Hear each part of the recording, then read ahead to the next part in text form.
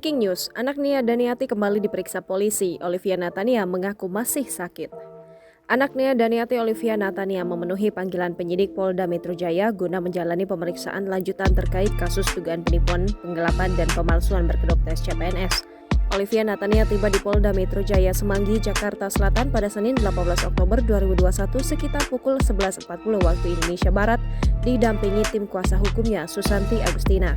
Mengenakan pakaian biru gelap dan masker hitam, Olivia Natania menegaskan dirinya siap menjalani pemeriksaan lanjutan atas kasus dugaan penipuan, penggelapan, dan pemalsuan berkedok tes CPNS kepada penyidik.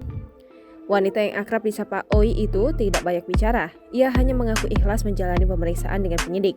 Anak dari pasangan Nia Daniati dan Muhammad Hisyam itu mulanya dipanggil penyidik menjalani pemeriksaan kedua pada Kamis 14 Oktober 2021.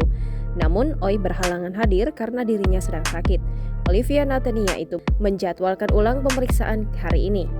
Diberitakan sebelumnya, salah satu korban bernama Karnu melaporkan Olivia Natania dan suaminya Rafli Novianto Tilaar ke Polda Metro Jaya pada 23 September 2021.